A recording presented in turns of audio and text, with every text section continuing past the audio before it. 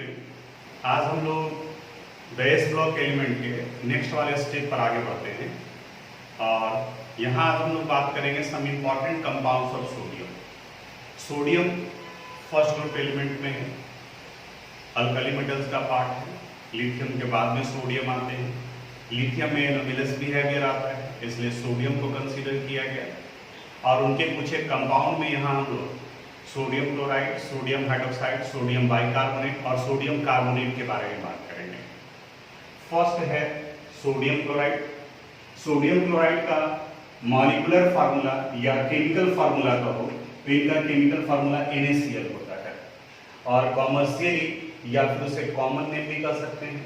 इनका common name common salt होता है, यानी कि जनरली हम लोग जो अपने डाइट में साल्ट यूज करते हैं वो सोडियम क्लोराइड ही होता है। अब इसके मैन्युफैक्चरिंग या प्रिपरेशन के बारे में बात करते हैं। नेचुरली हमारे पास में मेजर सोर्स सोडियम क्लोराइड का सी वाटर है और अगर आप बुक पढ़े होंगे तो वहां भी देखे होंगे कि इसमें कंसंट्रेशन दिया हुआ है 2.7 to 2.9% W/W।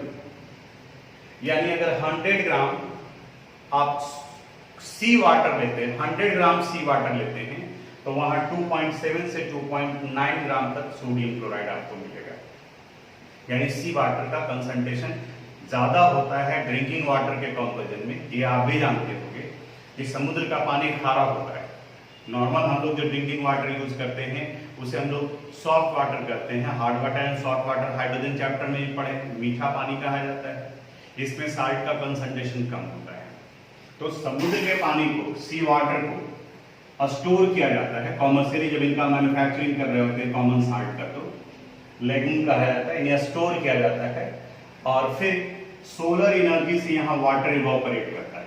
तो वाटर तो इवोपरेट कर गया और बचा हुआ जो सॉलिड पार्ट हुआ वो सॉलिड पार्ट में सोडियम क्लोराइड होंगे। इस सोडियम क्लोराइड के अलावा इसमें इम्प्यूरिटीज के फॉर्म में मैग्नीशियम क्लोराइड भी प्रेजेंट होता है, कैल्शियम क्लोराइड भी प्रेजेंट होते हैं और भी अदर एलिमेंट्स प्रेजेंट होते हैं ट्रेस अमाउंट में।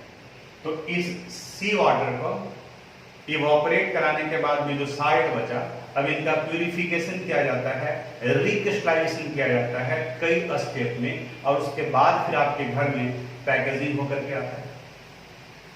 इसी में एक कॉमन क्वेश्चन पूछा जाता है इस मैग्नीशियम क्लोराइड से रिलेटेड। कैल्शियम क्लोराइड और मैग्नीशियम क्लोराइड हम लोग ऑलरेडी हाइड्रोजन चैप्टर में पढ़ चुके हैं, hard water and soft water के बारे में। मैग्नीशियम क्लोराइड और कैल्शियम क्लोराइड की वजह से परमानेंट हार्डनेस आता है वाटर में। कैसे रिमूव करेंगे वो हाइड्रोजन में ऑलरेडी डिस्कस कर चुके हैं। यहाँ क्वेश्चन पूछा जाता है कि सोडियम क्लोराइड लैब में जो प्योर फॉर्म में होते हैं वो रेनी सीजन में भी ड्राई होते हैं, लेकिन जो हम लोग घर में यूज करते हैं वो मॉइस्चर एब्जॉर्ब कर लेता है। उसके पीछे का reason that is due to the presence of magnesium chloride as impurities. यानी आपके साल्ट में अगर मैग्नीशियम क्लोराइड प्रेजेंट है इम्प्यूरिटीज के फॉर्म में, that is deliquescent in nature, it is hygroscopic in nature. ये मॉइस्चर एब्जॉर्ब करता है एटमॉस्फेयर से और उसकी वजह से कॉमन साल्ट गीला हो जाता है। तो ये क्वेश्चन पूछता है कि किस साल्ट की वजह से the salt is magnesium chloride, उसकी वजह से ये गीला हो जाता है। अब कई एक जनरल क्वेश्चन टॉपिक से हट करके बात करते हैं कि सी वाटर में इतना साल्ट आया कहां से, इनका कंसंट्रेशन बढ़ा कैसे। एक छोटा सा आप एक्सपेरिमेंट करो। आप क्या करो, कोई एक कंटेनर ले लो, आप थाली ही ले लो, इसमें आप नॉर्मल ड्रिंकिंग वाटर डाल दो, यहां पर ये डाल दिए, आप इसे धूप में छोड़ दिए। मे भी हो सकता है कि गर्मी का टाइम हो तो थाली में पानी तो कम ही आएगा तो वाटर इवोपरेट कर जाएगा, लेकिन उसी में आपको व्हाइट डिजॉल्व्ड साल्ट नजर आएगा। तो यहाँ पर ये व्हाइट साल्ट इसी में डिजॉल्व्ड है, थोड़ा ही सा अमाउंट में होगा। अब नेक्स्ट डे आप क्या करोगे, मान लीजिए कि ये 5 मिलीग्राम है, सपोज ये 5 मिलीग्राम है। अब नेक्स्ट डे क्या करो, इस साल्ट को यहीं छोड़ देते हैं, इसी में फिर उतना ही पानी डालते हैं, फिर उतना ही पानी डालते हैं और हर दिन ये प्रोसेस रिपीट करते चले जाएंगे। तो आप इमेजिन करो कि हर दिन जब 5 मिलीग्राम 5 मिलीग्राम 5 मिलीग्राम है तो अगर हम लोग 10 डेज के बाद में ऑब्जर्व करते हैं कब इसमें कंसंट्रेशन कितना हो जाएगा, 50 मिलीग्राम। यानी कि इस कंटेनर में 50 milligram dissolved salt white form में डिपॉजिटेड रहेगा, क्योंकि सिर्फ वाटर इवोपरेट करता है, साल्ट नॉन वोलेटाइल नेचर का है, तो वही बचा हुआ रह जाएगा। बिल्कुल अब इसी को समुद्र में इमेजिन करो। समुद्र तो एक बहुत बड़ा एरिया है, बारिश होता है, नदी पहाड़ मिट्टी सब जगह से वो पानी होता हुआ फाइनली समुद्र में पहुंचता है। यहां से समुद्र का पानी इवोपरेट कर गया, वाटर वेपर बन करके बाहर निकल गया, लेकिन इसमें जो साल्ट प्रेजेंट हैं वो साल्ट यहीं पर बचा हुआ रह गया। अब ये वाटर इवोपरेट करके बाहर निकला है, ये क्लाउड का फॉर्मेशन किया और फिर से यहाँ ये अर्थ सरफेस पर आएगा रेन के फॉर्म में, फिर पहाड़ मिट्टी नदी इन सब से होता हुआ फाइनली फिर कहां पहुंचेगा? समुद्र में। यानी कि सरफेस से सॉइल से ये साल्ट को डिसॉल्व करता है और फाइनली पहुंचाता है समुद्र में। समुद्र एक बड़े कंटेनर के रूप में काम करता है, जहां पर वो साल्ट जमा होता चला गया और वाटर इवोपरेट कर रहा है। यही वजह है कि समुद्र से हम नमक निकाल भी रहे हैं तो भी उनका कंसंट्रेशन मेंटेन्ड है, और मे बी अगर निकालने का रेट हमारा कम है और वहां जाने का रेट ज्यादा है तो कंसंट्रेशन इंक्रीज करेगा। तो ये कुछ इंपॉर्टेंट पॉइंट्स थे सोडियम क्लोराइड से रिलेटेड। इसके एक्वस सॉल्यूशन को ब्राइन कहा जाता है और इनका लेबोरेटरी में भी वाइड एप्लीकेशन है। बाकी का जो इंफॉर्मेशन है वो पीडीएफ में नोट कर। अब हम लोग सोडियम के नेक्स्ट कंपाउंड की तरफ में बढ़ते हैं। सोडियम का नेक्स्ट कंपाउंड है सोडियम हाइड्रोक्साइड और इनका मॉलिक्यूलर फार्मूला होता है NaOH। इस सोडियम हाइड्रोक्साइड का preparation electrolysis of brine solution से होता है। ब्राइन सॉल्यूशन करने का मतलब aqueous solution of sodium chloride. Sodium chloride यानी कि NaCl, इनका जब वो एक्वस सॉल्यूशन बनाते हैं यानी कि वाटर में डिसॉल्व करते हैं तो सोडियम क्लोराइड आयोनाइज करता है as Na plus Cl minus, यानी कि ये कटायन हो गया और ये अनायन हो गया। कई रिएक्शन है। अब इलेक्ट्रोलिसिस के बारे में थोड़ा सा बात करते हैं। इलेक्ट्रोलिसिस जिस कंटेनर में कराया जाता है उस कंटेनर को इलेक्ट्रोलिटिक टैंक कहते हैं, और इस इलेक्ट्रोलिटिक टैंक में दो इलेक्ट्रोड होता है, एक पॉजिटिवली चार्ज इलेक्ट्रोड और दूसरा निगेटिवली चार्ज इलेक्ट्रोड। जो निगेटिवली चार्ज इलेक्ट्रोड होगा उन्हें कैथोड कहते हैं, और जो पॉजिटिवली चार्ज इलेक्ट्रोड है इन्हें एनोड कहा जाता है। इन्हें हम लोग बैटरी से जोड़े हुए रखते हैं और इस जगह पर उस सब्सटेंस को रखते हैं जिनका इलेक्ट्रोलिसिस कराना है। अब आप देखो सोडियम कटायन है तो ये पॉजिटिव है तो इनका डिपोजिशन कहां होगा? नेगेटिव पर। यानी कि सिंपल ये याद रखोगे कि कटायन का डिपोजिशन कैथोड पर होता है और अनायन का डिपोजिशन एनोड पर होता है। राइमिंग वर्ड जैसा है तो याद रखना भी आसान होगा। Cation deposited at the surface of cathode and anion deposited at the surface of anode। ये कैथोड पर डिपोजिट हुआ और ये एनोड पर डिपोजिट हुआ। इस जगह पर सोडियम हाइड्रोक्साइड के प्रिपरेशन में हम लोग कैथोड के फॉर्म में मरकरी का इस्तेमाल करते हैं, mercury chloride, mercury rod use करते हैं, और यहां पर इनकी जगह पे कार्बन का यूज किया जाता है। अब क्लोरीन गैस का डिपोजिशन एनोड के फॉर्म में होगा। ये क्लोरीन यानी रिएक्शन होता कैसे है? तो एट कैथोड ये sodium ion Na+ ion 1 electron लेकर, और चूंकि कैथोड में मरकरी यूज किया गया है तो ये फॉर्मेशन करता है सोडियम अमलगम का। अब इसको थोड़ा सा समझोगे, एक नया टर्म है कि अमलगम क्या होता है। एलॉय के बारे में आप सुने होंगे। एलॉय में एक मेटल को किसी दूसरे मेटल के साथ, नन मेटल के साथ मिक्स करते हैं और इस मिक्सचर को एलॉय कहा जाता है। उसी तरह से अगर किसी भी मेटल को आप मरकरी के साथ मिक्स करते हैं तो वो उस मेटल के अमलगम का फॉर्मेशन करता है, यानी कि उस एलॉय को अमलगम कहते हैं। यानी कि जिंक एंड मरकरी के एलॉय को जिंक अमलगम, कॉपर और मरकरी के एलॉय को कॉपर अमलगम, तो उसी तरह से सोडियम और मरकरी के एलॉय को सोडियम अमलगम कहा गया। यानी कि केमिकली रिएक्ट नहीं किए हैं, मिक्सचर के फॉर्म में है, यानी इनके सरफेस पर डिपोजिट हुआ है। और वही एनोड पर क्लोरीन आता है, यानी इस जगह पर Cl- ये Cl2 में कन्वर्ट करेगा। बैलेंस करना है तो या तो यहाँ 2 डालो या तो फिर इस जगह पर हम लोग हाफ Cl2 कर देंगे। तो यहाँ देखो ये क्लोरीन हो गया और साथ में रिलीज करेगा, चूंकि यहाँ आप 1 ही लिखे हैं तो इसलिए ये 1 इलेक्ट्रॉन होगा। बैलेंस करना चाहते हैं आप तो कोई टेंशन नहीं है, यहाँ 2 डाल दो तो ये 2Cl माइनस, तो ये Cl2 हो जाएगा और 1 इलेक्ट्रॉन की जगह पर यहाँ 2 इलेक्ट्रॉन होगा। तो एनोड पर क्लोरीन गैस लिबरेट करता है और कैथोड पर सोडियम अमलगम होता है। और जब इस सोडियम अमलगम को वाटर के साथ रिएक्ट कराते हैं, सोडियम अमलगम वाटर के साथ जब रिएक्ट कराते हैं, H2O डालते हैं इसके साथ में, then it result the formation of sodium hydroxide और साथ में हाइड्रोजन गैस लिबरेट करेगा, H2 गैस लिबरेट करेगा। तो एरो पर डाले हैं तो इसलिए इक्वेशन बैलेंस करने का जरूरत नहीं है। तो ये कॉमर्शियल मेथड हुआ सोडियम हाइड्रोक्साइड के प्रिपरेशन का। तो सोडियम हाइड्रोक्साइड का प्रिपरेशन किया गया किससे?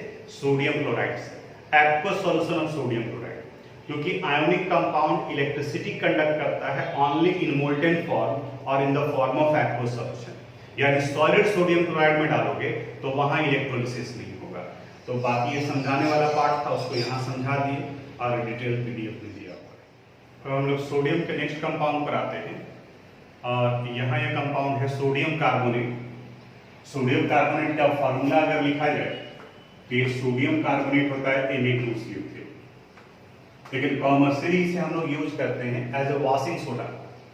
और जब वॉशिंग सोडा कहा जाए तो वॉशिंग सोडा का फॉर्मूला सोडियम कार्बोनेट डेकाहाइड्रेट कहा जाता है। डेका का मतलब 10 होता है और इस केमिकली ज्वाइंट वाटर मॉलिक्यूल को वाटर ऑफ क्रिस्टलाइजेशन कहा जाता है। तो यह सोडियम कार्बोनेट डेकाहाइड्रेट और इसे हम लोग कॉमर्शियली वॉशिंग सोडा कहते हैं। वॉशिंग सोडा यानी कि ये डिटर्जेंट का कंस्टिट्यूएंट्स होता है, कपड़ा धोने के लिए इस्तेमाल किया जाता है। आप अगर जनरल स्टोर पर जाएंगे और वहां डिमांड करेंगे कि हमें सोडा चाहिए कपड़ा धोने वाला, तो ये देगा। खाने वाला सोडा भी होता है जिसे बेकिंग सोडा कहते हैं, वो इसके बाद वाले पार्ट में हम लोग डिस्कस करेंगे, इसके बाद का वो कंपाउंड है। सोडियम कार्बोनेट के प्रिपरेशन के लिए हम लोग को केमिकल सब्सटेंस चाहिए होता है सोडियम क्लोराइड, अमोनिया और कार्बन डाइऑक्साइड। इनके एक्वस सॉल्यूशन को लेते हैं, यानी कि इनका वाटर में डिसॉल्व करते हैं। प्रिपरेशन के लिए aqueous solution of sodium chloride को सैचुरेट करते हैं अमोनिया डाल करके और फिर वहां कार्बन डाइऑक्साइड गैस पास कराते हैं। अब केमिकल रिएक्शन कैसे होता है जिसको हम लोग देखते हैं। अमोनिया का एक्वस सॉल्यूशन हो गया H2O के साथ, और जब कार्बन डाइऑक्साइड गैस पास कराते हैं तो यह फॉर्मेशन करता है अमोनियम कार्बोनेट का। ये कार्बोनेट हो गया, कार्बोनेट डाइवैलेंट होता है और अमोनियम मोनोवैलेंट होता है, इसलिए NH4 होल ट्वाइस दिया हुआ है। अब जब इस अमोनियम कार्बोनेट में एक्सेस अमाउंट में कार्बन डाइऑक्साइड आप डाल रहे हैं, क्योंकि ये भी सॉल्यूशन में ही है, तो ये फॉर्मेशन करेगा अमोनियम बाइकार्बोनेट या अमोनियम हाइड्रोजन कार्बोनेट का। ये बिल्कुल उसी तरह से है जैसे कैल्शियम हाइड्रोक्साइड में कार्बन डाइऑक्साइड डालते हैं तो पहले बनता है कैल्शियम कार्बोनेट, लेकिन अगर एक्सेस अमाउंट में डालते हैं तो बनता है कैल्शियम हाइड्रोजन कार्बोनेट। तो यहाँ पहले बना अमोनियम कार्बोनेट, और अगर एक्सेस अमाउंट में कार्बन डाइऑक्साइड डाल रहे हैं तो यहाँ ये फॉर्म करता है अमोनियम हाइड्रोजन कार्बोनेट, जिसे अमोनियम बाइकार्बोनेट भी कहा जाता है। अब इस अमोनियम बाइकार्बोनेट से अमोनिया को हटाकर सोडियम डालना है। अब इसके लिए हम लोग डबल डिस्प्लेसमेंट रिएक्शन कराते हैं, यानी कि यहाँ का सोडियम और यहाँ का अमोनियम इन दोनों के बीच में एक्सचेंज होगा। तो देखो, तो अगर यहाँ Na डाल दिए तो फॉर्मेशन हो गया NaHCO3 का और इसका ClNH4 के साथ, यानी अमोनियम क्लोराइड। ये बन गया सोडियम हाइड्रोजन कार्बोनेट। और इस कंप्लीट मेथड को सॉल्वे प्रोसेस कहा जाता है, यानी कि कॉमर्शियली सोडियम कार्बोनेट का प्रिपरेशन सॉल्वे प्रोसेस से किया जाता है। एक नाम है, ऑब्जेक्टिव क्वेश्चन में भी पूछा जाता है कि किस मेथड से करते हैं, तो इट इज सॉल्वे प्रोसेस।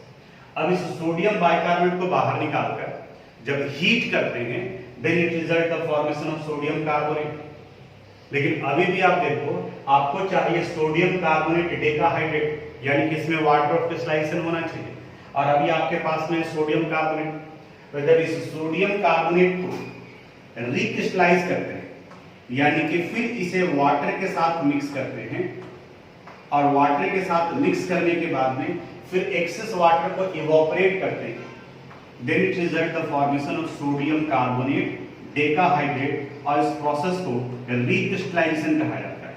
और जब आप लैब में काम करोगे तो वहां पर आपको क्रिस्टल बनाना होता है। रिक्रिस्टलाइजेशन में क्या करते हैं, केमिकल सब्सटेंस को बिल्कुल ड्राई नहीं करते, उसे हम लोग क्रिस्टलाइजेशन पॉइंट तक हीट करते हैं। क्रिस्टलाइजेशन पॉइंट कैसे पता चलता है आपको केमिस्ट्री वाले सर भी बताएंगे, हम थोड़ा सा हिंट्स देते हैं आपको कि जैसे अगर आप चाइना डिश में किसी केमिकल सब्सटेंस को हीट कर रहे हैं, उनका एक्वस सॉल्यूशन को, तो वाटर इवोपरेट करेगा। फिर इसे चेक करना होता है कि ये क्रिस्टलाइजेशन पॉइंट तक पहुंचा या नहीं पहुंचा। तो उसके लिए ग्लास रॉड को इसमें डिप करने के बाद में इसे बाहर निकालते हैं। ध्यान से समझना, जब आप रॉड को बाहर निकालेंगे तो चूंकि इसका एक्वस सॉल्यूशन है तो यहाँ इसका एक ड्रॉप भी जो है उसके साथ में निकलेगा। अगर इसका ये ड्रॉप हवा में ही क्रिस्टलाइज कर जाए फूंक मारने पर, वहीं पर वो सॉलिडिफाई कर जाए यानी गिरे नहीं, तो इसका मतलब है कि क्रिस्टलाइजेशन पॉइंट तक पहुंच गया है। अब इसे फ्लेम को हटा लेते हैं वहां पर, और उस चाइना डिश को जहां पे आप क्रिस्टलाइजेशन करा रहे थे उसे बिल्कुल ठंडा होने के लिए छोड़ देते हैं। जैसे आप देखते हो कि दूध गर्म है और जब ठंडा होता है तो उसके अपर पार्ट पे मलाई जम जाता है, जिसे हम लोग छाली भी कहते हैं। बिल्कुल उसी तरह से यहाँ पर जैसे ही आप ठंडा होने के लिए छोड़ोगे तो इस चाइना डिश के ऊपर में साल्ट का एक लेयर जम जाएगा। यही क्रिस्टलाइज साल्ट है, ये हाइड्रेटेड साल्ट होगा, और जितना भी एक्सेस वाटर होगा वो वाटर यहाँ पर रह जाएगा, जिन्हें मदर लिक्विड कहा जाता है। ये सब प्रैक्टिकल से रिलेटेड टर्म आया है, वो वहां जब आप प्रैक्टिकल करोगे, हालांकि सिलेबस में भी है, 11th के सिलेबस में कॉपर सल्फेट का क्रिस्टलाइजेशन पढ़ना है, उसे करके दिखाना होता है। तो ये प्रोसेस अप्लाई करते हैं। तो यहाँ पर ये बना आपका सोडियम कार्बोनेट डेकाहाइड्रेट, ये व्हाइट क्रिस्टलाइन सॉलिड है, और अगर इसे आप हीट करते हैं तो ये अपने वाटर ऑफ क्रिस्टलाइजेशन को लूज करता है। इक्वेशन भी दिए हैं, सोडियम कार्बोनेट डेकाहाइड्रेट को Na2CO3.10H2O को अगर आप हीट करते हो then it form sodium carbonate monohydrate यानी Na2CO3.H2O, और ये 9 वाटर ऑफ क्रिस्टलाइजेशन बाहर निकल जाता है। लेकिन अगर आप एक्सेस अमाउंट में कर रहे हैं, if the temperature is more than 373 kelvin, ये टेम्परेचर याद रखना है। तो अगर 373 केल्विन से ज्यादा होगा तो Na2CO3.H2O ये इस वाटर ऑफ क्रिस्टलाइजेशन को भी लूज कर देगा, यानी टेम्परेचर ज्यादा होने पर, एंड इट फॉर्म Na2CO3 और प्लस H2O। इसे अनहाइड्रस सोडियम कार्बोनेट कहा जाता है, और इसी का एक कॉमन नेम है soda S. Soda S anhydrous sodium carbonate को कहा जाता है। 1 मार्क्स का important question. How it is form? By heating sodium carbonate. If all water of crystallization are removed from hydrated sodium carbonate decahydrate, और कभी होता है if the temperature is more than 373 Kelvin, then we get anhydrous sodium carbonate, और इसी anhydrous sodium carbonate को हम लोग soda S करते हैं। इनका वाइड एप्लीकेशंस है, इनके एप्लीकेशंस को हम यूज में लिख दिए हैं पीडीएफ में, आप वहां से इसको नोट कर लीजिएगा। समझाने वाला इतना सारा पार्ट था, उसको हम यहाँ एक्सप्लेन करते हैं। अब फर्स्ट ग्रुप एलिमेंट के लास्ट कंपाउंड पर आते हैं हम लोग। It is sodium hydrogen carbonate, इसे सोडियम बाइकार्बोनेट भी कहा जाता है, और इनका अगर हम लोग मॉलिक्यूलर फार्मूला देखें तो इनका मॉलिक्यूलर फार्मूला NaHCO3 हो जाएगा। कॉमर्शियली या इनका कॉमन नेम बेकिंग सोडा होता है। बेकिंग यानी कि बेक करना, बनाना, खाने वाला सोडा भी कहा जाता है इसे। बेकिंग सोडा और बेकिंग पाउडर में थोड़े सा का डिफरेंस है, वो आगे हम लोग बात करते हैं। बेकिंग सोडा का प्रिपरेशन हम लोग सोडियम कार्बोनेट से करते हैं। अभी हम लोग देखे भी थे कि सोडियम बाइकार्बोनेट को जब आप सोडियम कार्बोनेट के साथ में जब कार्बन डाइऑक्साइड और वाटर मिला रहे हैं, तब उस कंडीशंस में वो फॉर्मेशन कर लेता है सोडियम बाइकार्बोनेट का। जैसे इसे प्रिपरेशन करने के लिए सोडियम कार्बोनेट के एक्वस सॉल्यूशन में कार्बन डाइऑक्साइड गैस पास कराते हैं। कार्बन डाइऑक्साइड गैस पास कराने पर यह फॉर्मेशन करेगा 2NaHCO3 का, सोडियम हाइड्रोजन कार्बोनेट का। इक्वेशन देख लो, बैलेंस या नहीं, sodium 2 hydrogen 2 carbon 2 oxygen 6 2 3 and 3 6। Equation balance है। ये बना sodium bicarbonate, sodium hydrogen carbonate करते हैं। इसे फूड कंपोनेंट में ऐड करने पर फूड कंपोनेंट क्रिस्पी और फ्लफी हो जाता है। अब रीजन समझते हैं कि ये क्रिस्पी और फ्लफी क्यों हो जाता है। एक्चुअली जब इस सोडियम बाइकार्बोनेट को डालते हैं हम लोग बेकिंग सोडा को, ये सोडियम कार्बोनेट हीट करने पर डिकम्पोज कर जाता है, यानी कि ठीक रिवर्स रिएक्शन हो जाता है। Na2CO3 प्लस H2O और प्लस CO2। अब ये देखो ये कार्बन डाइऑक्साइड गैस है, तो ये फूड कंपोनेंट से बाहर निकलेगा। अब जिस जगह पर ये कार्बन डाइऑक्साइड गैस बना और वहां से वो बाहर निकल रहा है, उस जगह पर तो स्पेस चला आया, यानी कि इस कार्बन डाइऑक्साइड गैस के लिबरेशन की वजह से, इस वाटर वेपर के लिबरेशन की वजह से फूड कंपोनेंट फ्लफी हो जाता है, पोरस हो जाता है, क्रिस्पी हो जाता है। और इसके इसी प्रॉपर्टीज की वजह से इन्हें हम लोग खाने में यूज करते हैं, बेकिंग सोडा के फॉर्म में, बेकिंग पाउडर के फॉर्म में यूज करते हैं। लेकिन अगर आप इस सोडियम बाइकार्बोनेट को यूज कर रहे हो तो साथ में ये बन रहा है सोडियम कार्बोनेट, और ये सोडियम कार्बोनेट अल्कलाइन नेचर का होता है ये साल्ट। आगे इक्विलिब्रियम में हम लोग पढ़ेंगे। Sodium carbonate it is the salt of a strong base and weak acid. तो स्ट्रॉन्ग बेस का वजह से इसका बेसिक नेचर चला है और बेस का टेस्ट बीटर होता है। वे अल्कलाइन और बेसिक होने की वजह से बीटर टेस्ट देगा, यानी कि आपके खाने के टेस्ट को बदल देगा, तीखा लगने लगेगा। अब इसको न्यूट्रलाइज करने के लिए इसमें हम लोग टार्टरिक एसिड डालते हैं। ये एरोमेटिक कंपाउंड है, ऑर्गेनिक एसिड है। फॉर्मूला बड़ा है, ये आपके न तो पूछा जाता है न तो जरूरत भी नहीं है, और अगर दिमाग में खुजली हो रहा है तो गूगल पर डालोगे। इस टार्टरिक एसिड का यूज करते हैं, ऑर्गेनिक एसिड है। ये टार्टरिक एसिड इस अल्कलाइन सोडियम कार्बोनेट को न्यूट्रलाइज करता है और इसे मिक्स करने पर बेकिंग पाउडर बनता है। तो अब अगर कोई आपसे पूछे कि बेकिंग सोडा और बेकिंग पाउडर दोनों एक ही है या अलग अलग है, तो आप बताओगे कि सोडियम बाइकार्बोनेट को बेकिंग सोडा कहा जाता है, but when sodium bicarbonate is mixed with tartaric acid then it is called baking powder. तब इसे हम लोग बेकिंग पाउडर कहते हैं। और बेकिंग पाउडर में डिफरेंस कहां पर है? तो बेकिंग पाउडर में टार्टरिक एसिड डाला जाता है इस फॉर्म्ड सोडियम कार्बोनेट को न्यूट्रलाइज करने के लिए। इस सोडियम बाइकार्बोनेट का और भी एक जगह पर यूज होता है, फायर एक्सटिंग्विशर में। फायर एक्सटिंग्विशर में यूज करते हैं क्योंकि यहां पर देखो, जब इसके साथ में एसिड का रिएक्शन कराते हैं तो साल्ट भी बनता है और साथ में कार्बन डाइऑक्साइड और वाटर भी निकलते हैं। तो ये वाटर और कार्बन डाइऑक्साइड आग को बुझाने का काम करता है। तो कई तरह के फायर एक्सटिंग्विशर होते हैं। जैसे आप कहीं मॉल में जा रहे हो, मूवी देखने के लिए जा रहे हो, तो वहां पर भी फायर एक्सटिंग्विशर होता है। कुछ केमिकल पाउडर के फॉर्म में होते हैं, कुछ में सोडियम बाइकार्बोनेट डाला हुआ रहता है। तो आप कई में देखेंगे कि वो क्या करता है कि आप उस सिलेंडर को, फायर एक्सटिंग्विशर सिलेंडर को रिवर्स करके उससे आपको ब्रेक करना है, सील ब्रेक करना है। एक्चुअली उसके अंदर में एक ग्लास का कंटेनर होता है। अगर ये फायर एक्सटिंग्विशर का सिलेंडर है, यहां पर इसका नॉब लगा हुआ है और इसी से रिलेटेड यहां पर एक और है, ग्लास से बना हुआ होता है।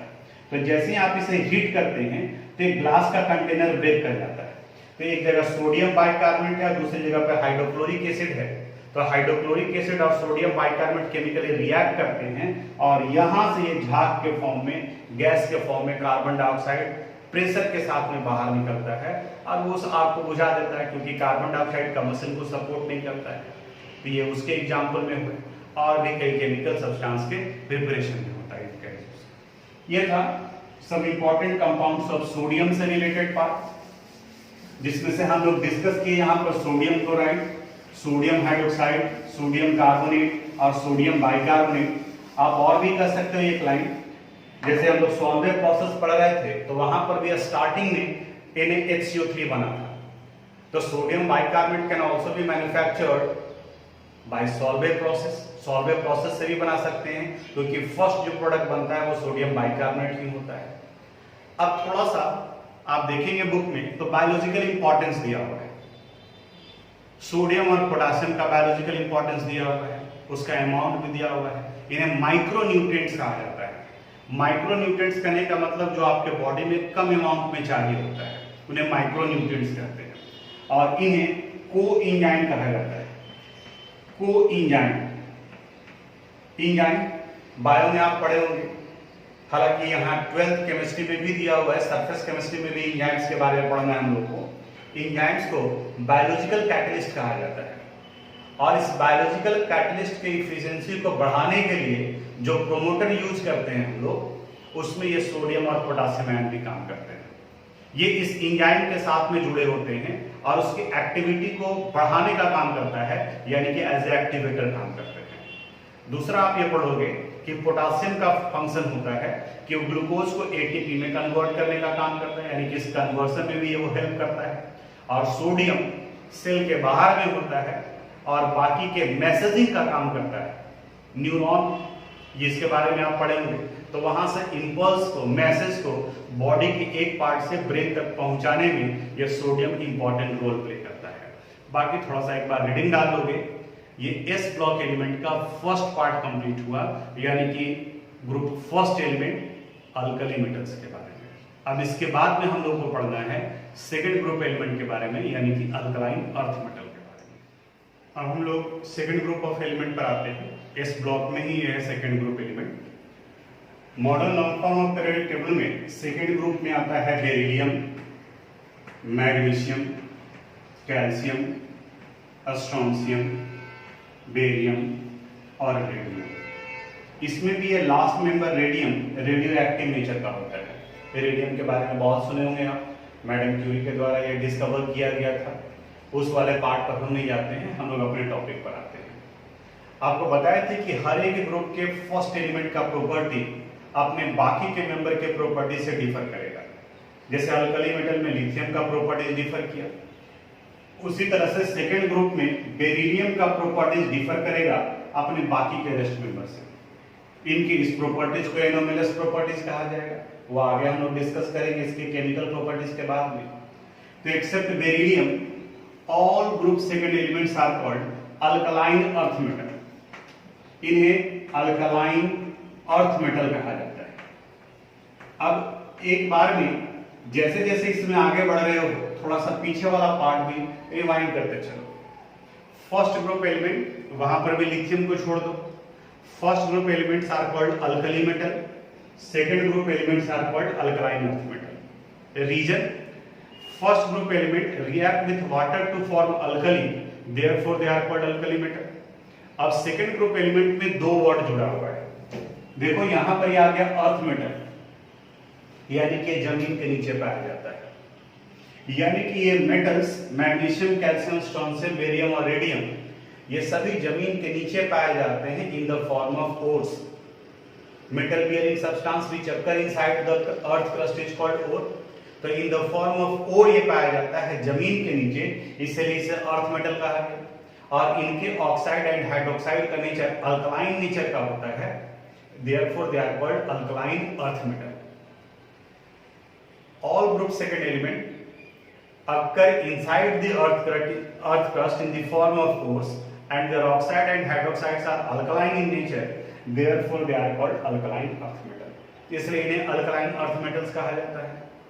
अब फिर इनके फिजिकल प्रॉपर्टीज से रिलेटेड जनरल पीरियोडिक ट्रेंड्स में, जनरल पीरियोडिक ट्रेंड्स में इलेक्ट्रॉनिक कन्फिगरेशन आएगा। इलेक्ट्रॉनिक कन्फिगरेशन जब अल्कली मेटल का बता रहे थे उसी वक्त में बताए थे कि अल्कली मेटल का आप याद रखो और अल्कलाइन अर्थ मेटल में सिर्फ एक एक बढ़ाते चले जाओ। जैसे इलेक्ट्रॉनिक कन्फिगरेशन, इनका जनरल इलेक्ट्रॉनिक कन्फिगरेशन होगा NS2, यानी कि सारे एलिमेंट का लास्ट इलेक्ट्रॉन S सबसे में इंटर करेगा और इनमें नंबर ऑफ इलेक्ट्रॉन 2 होगा, यानी कि NS2 आएगा। अब अगर मैग्नीशियम का या बेरिलियम से ये स्टार्ट करें तो बेरिलियम के केस में आ जाएगा हीलियम और कन्फिगरेशन में 2s2, यानी कि He2s2। यहाँ नियॉन के केस में 2s2। तो अब इसको हम नहीं लिखने जा रहे क्योंकि इलेक्ट्रॉनिक कन्फिगरेशन ऑलरेडी हम डिटेल से आपको बता चुके हैं और कुछ नहीं करना है। जहां अल्कली मेटल में S1 था वहीं अल्कलाइन अर्थ मेटल में ये S2 हो जाएगा, बस इतने ही का डिफरेंस है। इसके बाद में जनरल पीरियोडिक ट्रेंड्स में एटॉमिक एंड आयोनिक रेडियाई, इसमें कोई एक्सेप्शन नहीं है। कोई एक्सेप्शन नहीं है, इसका मतलब ये हुआ कि टॉप टू बॉटम जाने पर एटॉमिक एंड आयोनिक रेडियाई का वैल्यू इंक्रीज करेगा, लेफ्ट टू राइट जाने पर atomic and ionic radii decrease करता है। तो फर्स्ट ग्रुप एलिमेंट के कंपैरिजन में सेकेंड ग्रुप एलिमेंट का साइज छोटा होगा, क्योंकि लेफ्ट टू राइट जाने पर डिक्रीज करता है। तो आपको कंपेयर करना है अल्कली मेटल से। तो in comparison to alkali metal, alkaline earth metals have a smaller size. क्यों? General reason, due to increase in, ये आप पढ़े हम लोग shielding effect value, left to right जाने के बाद में श्रेडिंग इफेक्ट, स्क्रीनिंग इफेक्ट और फिर इफेक्टिव न्यूक्लियर चार्ज के बारे में बात किए थे, कैलकुलेट भी किए थे क्लासिफिकेशन ऑफ एलिमेंट में। तो जो जनरल ट्रेंड है उसके अनुसार से लेफ्ट टू राइट जाने पर डिक्रीज करता है, तो फर्स्ट से सेकंड का साइज छोटा हो गया। हाइड्रेशन इंथैल्पी के ionisation enthalpy, top to bottom जाने पर साइज बड़ा हो रहा है तो आयोनाइजेशन इंथैल्पी का वैल्यू डिक्रीज करेगा। लेफ्ट टू राइट जाने पर आयोनाइजेशन इंथैल्पी का वैल्यू बढ़ता है, तो in comparison to first group element second group element का आयोनाइजेशन इंथैल्पी वैल्यू हाई होगा। लेकिन इसी जगह पर एक क्वेश्चन हम लोग पहले भी डिस्कस किए थे और बताए थे कि एस ब्लॉक में आएगा, वही कंसेप्ट यहां पर भी। First ionisation enthalpy value alkaline earth metal का ज्यादा होता है, लेकिन second ionisation enthalpy value alkali metal का ज्यादा होता है। ये पूरा डिटेल से एक्सप्लेन किए थे, यहां हम रिपीट कर रहे हैं और इसको समझाने के लिए हम सोडियम और मैग्नीशियम लेकर चल रहे हैं। यहां सोडियम हो गया और इस जगह पर मैग्नीशियम, यानी कि सोडियम का कॉन्फ़िगरेशन लिखेंगे तो नियॉन,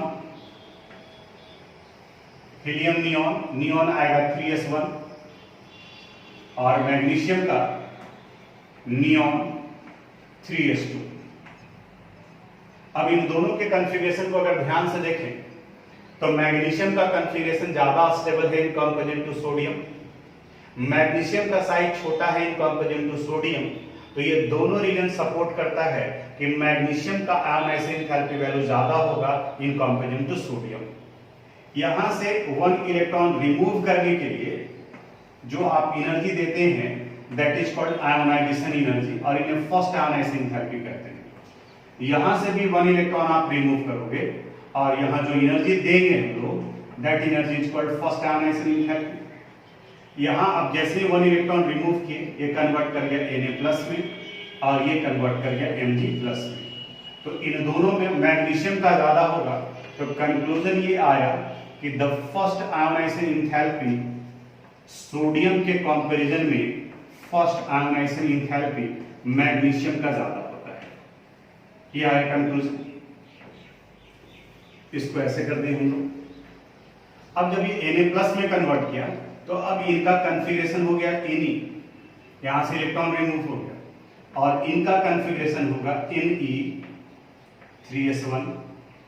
अब देखो इन दोनों में किसका साइज छोटा हो गया, इसका लास्ट इलेक्ट्रॉन थर्ड ऑर्बिट में है और इसका नियॉन यानी कि सेकंड ऑर्बिट में है।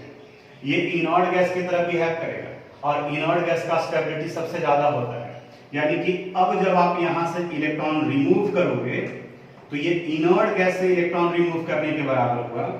यहां से भी अगर आप 1 इलेक्ट्रॉन रिमूव करेंगे तो इस जगह पर अभी नहीं कहा जाएगा सेकंड आयोनाइजेशन एंथैल्पी, यहां पर भी नहीं कहा जाएगा सेकंड आयोनाइजेशन एंथैल्पी, और इस जगह पर second ionisation enthalpy value sodium का ज्यादा हो जाएगा in comparison to second ionisation enthalpy of magnesium. और ये बहुत ही इंपॉर्टेंट कंसेप्चुअल क्वेश्चन है जो हम 2 बार रिपीट कर चुके हैं, यानी कि यहां पर भी बता रहे हैं आपको और ऑलरेडी क्लासिफिकेशन ऑफ एलिमेंट में भी बताया गया। बिल्कुल इसी तरीके से आप वहां भी पलट करके देख सकते हो, वीडियो भी है आपके पास में, वहां पर भी आप जा करके देख सकते हो कि हाँ क्या बताया गया था। तो इसे आप अपने पीडीएफ में इसी तरीके से नोट कर लोगे। आयोनाइजेशन एंथैल्पी हुआ। अब इसके बाद में हाइड्रेशन एंथैल्पी। हाइड्रेशन एंथैल्पी के बारे में बात किए थे कि आयोनिक साइज का इनवर्स होता है, यानी कि जिसका आयोनिक साइज छोटा होगा उसके हाइड्रेशन एंथैल्पी का वैल्यू ज्यादा होगा। तो लेफ्ट टू राइट जाने पर atomic and ionic radii decrease करता है, तो अल्कलाइन अर्थ मेटल का साइज छोटा हुआ तो इनका हाइड्रेशन एंथैल्पी वैल्यू ज्यादा होगा और टॉप टू बॉटम जाने पर हाइड्रेशन एंथैल्पी का वैल्यू कम हो जाएगा। अब इसके बाद फिजिकल प्रॉपर्टीज। फिजिकल प्रॉपर्टीज में ये भी सिल्वरी व्हाइट सब्सटेंस होते हैं, ये भी कैरेक्टरिस्टिक्स फ्लेम का फॉर्मेशन करते हैं, यानी कि जिस प्रॉपर्टीज का यूज हम लोग साइट एनालिसिस में करते हैं एलिमेंट को आइडेंटिफाई करने के लिए कि वो कौन सा एलिमेंट है। तो इस तरीके से यहां तक का ये general property general periodic tables तक में कंप्लीट हुआ। अब इसके बाद में इनका जनरल केमिकल रिएक्टिविटी और some important compounds of calcium है जो हम लोग अगले क्लास में डिस्कस करेंगे। तो आज यहीं तक थ्योरेटिकल पार्ट है पूरी तरह से, तो सब कुछ सिर्फ एक बार पढ़ जाना है और उसका जो मेन पार्ट है वो हम आपको पीडीएफ में दे रहे हैं, तो वहां से इसको मिला करके करोगे। थोड़ा सा एक बार रीडिंग डालना चाहिए आपको, बुक पढ़ना चाहिए। अगर आपको लगता है कि हाँ ये पॉइंट इन्होंने नोट्स में पीडीएफ में नहीं दिया है लेकिन हमें ये इंपॉर्टेंट लग रहा है, तो उसको आप थोड़ा सा नोट कीजिए। आज यहीं तक, थैंक यू।